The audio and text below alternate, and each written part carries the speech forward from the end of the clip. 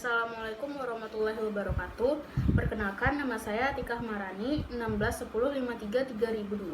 Saya akan mempresentasikan tugas saya yang berjudul kompensasi eksekutif, di mana saya akan membahas tentang yang pertama, apakah kontrak insentif diperlukan? Yang kedua, teori kompensasi eksekutif. Yang ketiga, peran risiko dalam kompensasi eksekutif. Yang keempat, faktor yang mempengaruhi besarnya kompensasi eksekutif. Dan yang kelima, politik kompensasi eksekutif. Program kompensasi eksekutif adalah suatu kontrak agensi antara perusahaan dan manajer yang berusaha untuk menyatukan kepentingan pemilik dan manajer dengan mendasarkan kompensasi manajer pada satu atau lebih ukuran usaha manajer dalam operasi perusahaan. Banyak program kompensasi yang didasarkan pada dua ukuran usaha manajer, yaitu net income dan harga saham. Selanjutnya yaitu apakah kontrak insentif diperlukan? Menurut Fama pada tahun 1980, Fama berpendapat bahwa kontrak insentif tidak diperlukan dikarenakan manajerial pasar tenaga kerja mengatur moral hazard dengan pengawasan secara internal, di mana pengawasan secara internal ini akan mendeteksi adanya penyimpangan dan akan dilaporkannya oleh manajer tingkat bawah yang ingin naik pangkat. Dengan demikian, manajer akan berusaha untuk tidak akan lalai dan menyimpang. Pada tahun 1997, Arya, Fellingham, dan Glover juga berpendapat bahwa kontrak insentif tidak diperlukan karena manajer akan mementingkan penambahan pendapatan atas andil kinerja mereka dan memikirkan utilitas marginal mereka sebaik ketika manajer lain memutuskan untuk memungkinkan langkah selanjutnya, sehingga moral hazard berkurang dan juga manajer berkepentingan terhadap reputasi mereka sendiri sehingga bisa mengurangi kelalaian. Dan pada tahun 1985, Wolfson berpendapat bahwa kontrak insentif diperlukan dikarenakan walaupun kekuatan pasar dapat menurunkan masalah moral hazard, akan tetapi tidak bisa mengeliminasinya. Pasar tenaga kerja juga tidak secara efektif penuh mengontrol moral hazard ini. Selanjutnya yaitu contoh kontrak insentif. Karakteristik rencana kompensasi insentif untuk manajer terdiri dari 3 komponen, yaitu yang pertama gaji, yang kedua tunjangan, yang ketiga kompensasi insentif. 3 komponen ini bersifat independen dan kompensasi insentif merupakan berhubungan secara spesifik dengan fungsi manajemen. Oleh karena itu, rencana kompensasi insentif ini dapat dibagi menjadi rencana jangka pendek dan rencana jangka panjang. Rencana insentif jangka pendek terdiri dari 3. Yang pertama yaitu total kantong bonus. Total kantong bonus adalah jumlah dari total bonus yang dapat dibayarkan kepada para eksekutif yang memiliki kualifikasi dalam suatu tahun tertentu. Dalam memutuskan besarnya kantong ini, masalah yang penting adalah untuk memastikan bahwa kompensasi total yang akan dibayarkan kepada para eksekutif adalah kompetitif. Yang kedua yaitu carry over. Carry over setiap tahun diputuskan seberapa besar yang akan ditambahkan ke carry over atau seberapa besar akumulasi carry over yang akan digunakan jika bonus ternyata terlalu rendah. Yang ketiga yaitu kompensasi ditunda. Dalam sistem kompensasi ini, eksekutif hanya menerima 1/5 dari bonus mereka di tahun di mana bonus itu diperoleh. 4/5 sisanya dibayar merata selama 4 tahun ke depan. Rencana insentif jangka panjang juga terbagi menjadi 3, yaitu yang pertama opsi saham, di mana opsi saham adalah hak untuk membeli sejumlah lembar saham pada satu atau setelah tanggal tertentu di masa depan pada harga yang disetujui pada tanggal pemberian opsi. Manfaat dari opsi saham ini adalah bahwa rencana tersebut mengarahkan energi manajer ke arah kinerja jangka panjang maupun jangka pendek pada perusahaan tersebut. Yang kedua yaitu saham phantom. Saham phantom ini memberikan kepada manajer sejumlah saham untuk tujuan pembukuan, di mana akhir periode yang telah ditentukan eksekutif tersebut berhak untuk menerima suatu penghargaan yang setara dengan apresiasi dinilai dari pasar saham tersebut sejak tanggal penghargaan. Yang ketiga yaitu hak apresiasi saham.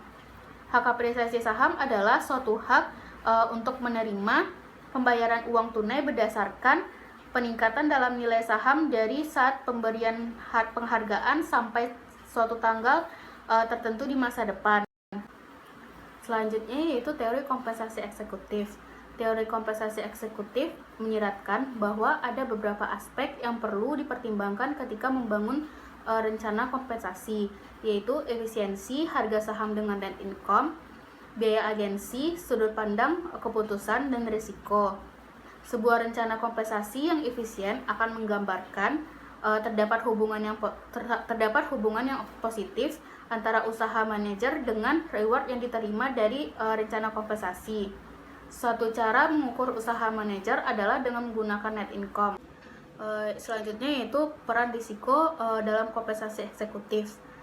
Komponen lain dari pengembangan suatu rencana kompensasi adalah risiko. Risiko karena ketidakmampuan untuk memprediksi perubahan dari faktor ekonomi dan industri yang luas. Tujuan dari rencana kompensasi eksekutif adalah tidaklah untuk menghilangkan risiko dan juga tidak untuk memaksakan risiko yang mungkin terjadi. Alasannya adalah konsisten dengan teori keagenan yang mana menyiratkan bahwa manajer harus menanggung beberapa risiko jika rencana kompensasi berhasil mengukur upaya yang tidak diamati. Terlalu banyak risiko akan dapat mencegah manajer dalam mengambil proyek yang berisiko dan sehingga menjadi kepentingan yang baik bagi perusahaan. Selanjutnya yaitu faktor yang mempengaruhi besarnya kompensasi eksekutif. Yang pertama yaitu penawaran dan permintaan tenaga kerja. Apabila penawaran lebih banyak daripada permintaan, maka kompensasi relatif lebih sedikit. Dan apabila penawaran lebih banyak daripada tenaga permintaan, maka kompensasi akan relatif banyak. Yang kedua yaitu kemampuan dan kesediaan perusahaan, di mana apabila kemampuan dan kesediaan di suatu perusahaan untuk membayar semakin baik, maka tingkat kompensasi akan lebih besar. Dan sebaliknya, jika kemampuan dan kesediaan perusahaan untuk membayar kurang, maka tingkat kompensasi semakin relatif kecil. Dan yang ketiga yaitu organisasi. Apabila organisasi yang ada kuat dan berpengaruh, maka tingkat kompensasi akan semakin besar. Dan sebaliknya, jika tidak kuat dan kurang berpengaruh, maka kompensasi akan relatif kecil. Yang keempat yaitu produktivitas kerja. Apabila produktivitas kerja baik dan banyak, maka kompensasi akan semakin besar. Dan jika produktivitas kerja buruk, maka kompensasi akan semakin kecil. Yang kelima yaitu apabila pendidikan dan pengalaman. Apabila pendidikan lebih tinggi dan mempunyai pengalaman yang lebih banyak, maka kompensasi akan dapat semakin besar, yang diakibatkan oleh kemampuan dan keterampilan yang baik.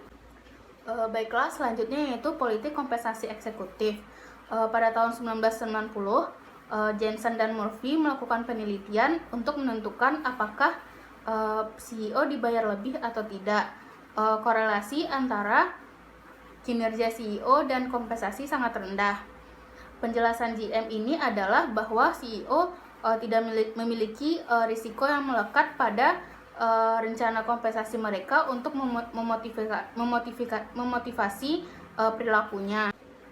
Pada tahun 1998, menurut Gaffer, walaupun keuntungan extraordinary cenderung direfleksikan dalam kompensasi ke CEO, kerugian extraordinary tidak juga seperti itu.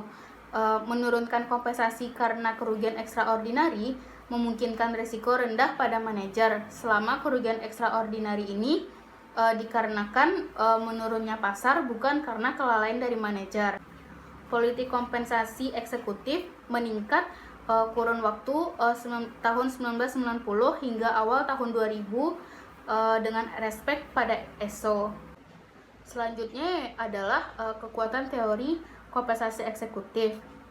Teori kekuatan ini dikemukakan oleh Hawk, Fried, dan Walker atau disingkat dengan BFW pada tahun 2002, di mana mereka berpendapat bahwa manajer mempunyai cukup pengaruh yang kuat untuk mempengaruhi kompensasi mereka sendiri dan bahwa mereka menggunakan kekuatan ini untuk menghasilkan gaji yang berlebih.